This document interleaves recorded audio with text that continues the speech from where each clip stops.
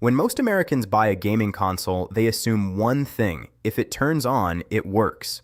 But what if I told you that thousands of gamers across the United States have bought perfectly working used consoles, only to discover weeks later that they were banned from online services, overheating internally, or even quietly dying from hidden hardware damage? And here's the real question that divides gamers everywhere. Is buying a used gaming console actually a smart way to save money? Or is it a hidden gamble that could cost you far more than buying new?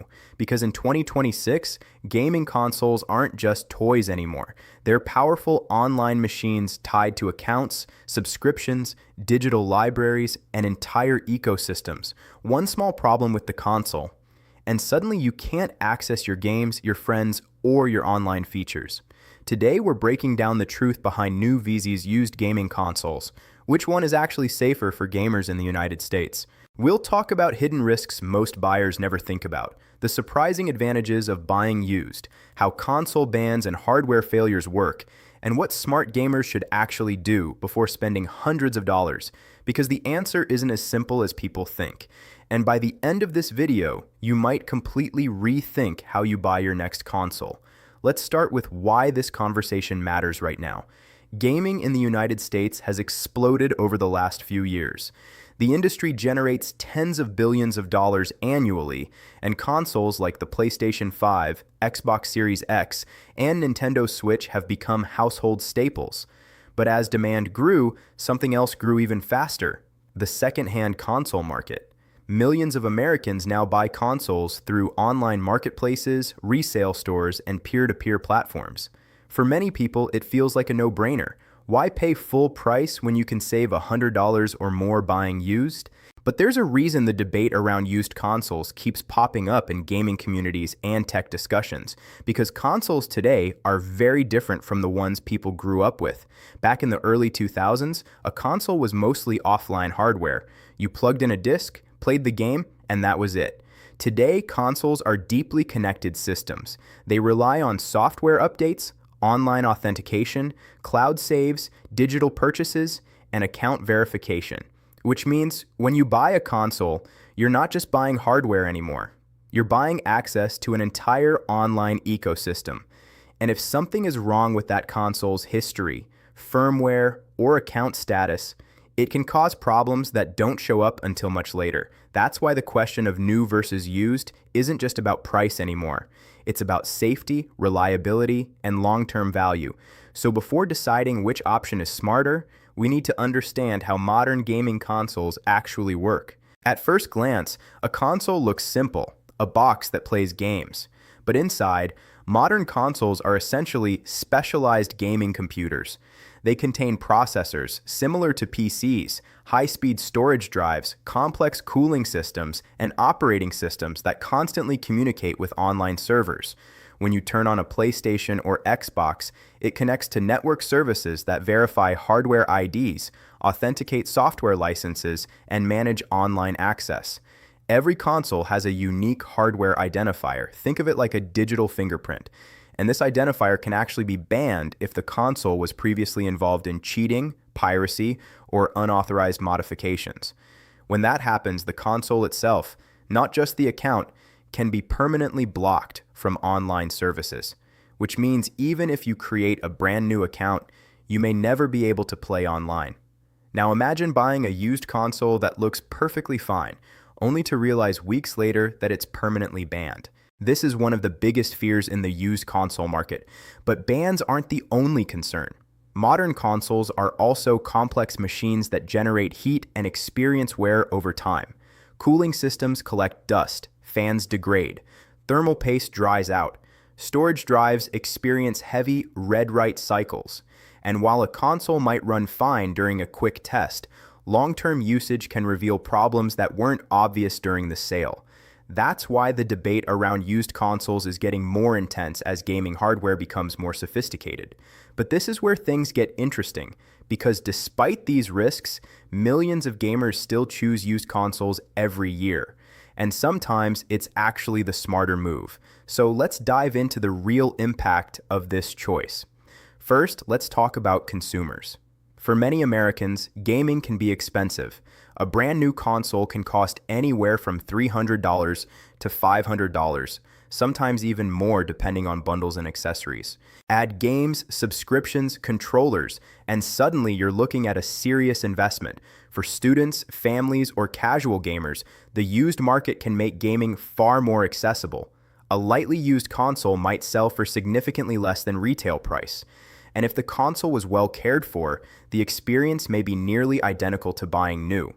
In fact, many gamers report using second-hand consoles for years without any issues at all. But here's where things get serious. Not all used consoles are equal. Some come from responsible owners who upgraded to newer models. Others come from repair attempts, overheating problems, or systems that were heavily used for years. And unfortunately, there are also cases where consoles are sold specifically because something is wrong with them. Sometimes the seller knows, sometimes they don't, which means buyers are often taking on hidden risk. Now let's talk about businesses. Major retailers in the United States have built entire resale systems around used gaming hardware. Trade-in programs allow customers to exchange old consoles for store credit, and those devices are refurbished and resold. These stores typically test hardware, wipe data, and provide limited warranties. That makes the buying experience safer than random online listings. However, refurbishment standards can vary. Some consoles receive full internal cleaning and repairs. Others might only receive basic testing. This means even refurbished consoles can sometimes develop issues months later. But there's another dimension people rarely discuss, and this changes everything. Modern consoles are heavily tied to digital ecosystems. Subscriptions like Game Pass and PlayStation Plus, digital game libraries, cloud saves, and online profiles all rely on consistent hardware functionality. If a console suddenly fails, users risk losing access to their gaming environment until the hardware is replaced. Buying new significantly reduces that risk. Why? Because new consoles come with manufacturer warranties, verified hardware history, and guaranteed compatibility with current updates. Used consoles rarely offer that level of protection. And then there's the hardware lifespan question. Most consoles are designed to last many years, but heavy usage can shorten that lifespan dramatically. A console used daily for several years may already be halfway through its functional life. The buyer might save money up front, but eventually face repair or replacement costs. This is why some gamers describe used consoles as a hardware lottery. Sometimes you get an incredible deal, other times you inherit someone else's problem. But the conversation wouldn't be fair without talking about the advantages of buying used, because they absolutely exist. Used consoles reduce electronic waste. They extend the life cycle of hardware that might otherwise sit unused. They make gaming accessible to people who can't afford brand new devices. And in many cases, they perform just as well as new consoles, especially if the previous owner barely used them. In fact, some buyers intentionally purchase consoles that are one generation older. Why? Because the game libraries are larger, prices are lower, and the hardware has already proven its reliability over time. So when people argue about new versus used consoles, they're really debating risk versus value. Let's break that down clearly. Buying a new console offers predictable reliability. You get factory fresh hardware, warranty protection, and the peace of mind that no one else has used the device. If something fails early, manufacturers typically replace or repair it. But new consoles come with higher prices and sometimes limited availability. Buying used offers lower cost and wider availability, but it introduces uncertainty about hardware condition, online status, and long-term reliability. Some gamers are comfortable with that risk. Others prefer the security of buying new. And this divide shows up constantly in gaming discussions. Some players proudly say they've saved hundreds of dollars buying used consoles over the years with zero issues. Others share stories about systems that failed after a few weeks. Both experiences are real, which leads us to the biggest question. What does the future look like? As we move toward 2030, gaming hardware is becoming even more connected and software dependent. Digital purchases are replacing physical discs. Cloud gaming is expanding. Accounts and subscriptions are becoming central to the gaming experience. This means consoles will likely become even more tightly integrated with online services, and that could make the history of a device more important than ever. Manufacturers may also introduce stronger hardware verification systems to combat cheating, piracy, and unauthorized modifications. If that happens, buying used consoles could require more transparency and verification than today. At the same time, the resale market isn't going anywhere. In fact, it may grow larger as gaming hardware becomes more expensive.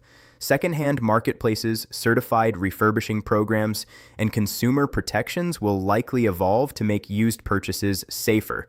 So instead of disappearing, the used console market will probably become more structured and professional. But what should gamers actually do right now? If you're a student or someone on a tight budget, buying used can absolutely be a smart decision. Just make sure to test the console thoroughly, check online functionality, and buy from sellers who allow returns if possible. If you're a working professional who values convenience and reliability, buying new may be the safer long-term option. The warranty alone can provide peace of mind. If you run a gaming business, streaming setup, or competitive gaming environment, new hardware is usually the better investment. Consistency and uptime matter more than saving money upfront. And for everyday gamers, the best strategy might be somewhere in the middle. Buying refurbished consoles from trusted retailers often offers the best balance between price and safety.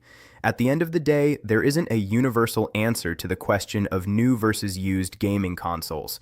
But there is one truth every gamer should remember. When you buy a console, you're not just buying a box that plays games, you're buying a gateway into an entire digital gaming world. And the reliability of that gateway can shape your entire gaming experience. So the next time you see a deal on a used console that looks almost too good to be true, ask yourself one question. Are you saving money or buying someone else's problem? And that's something every gamer needs to think about. If you enjoyed this deep dive into gaming tech and want more videos like this exploring the hidden stories behind the technology we use every day, make sure you subscribe to TechVibes. And I want to hear from you. Have you ever bought a used console that worked perfectly or one that completely failed? Drop your experience in the comments below, because your story might help the next gamer make the right choice.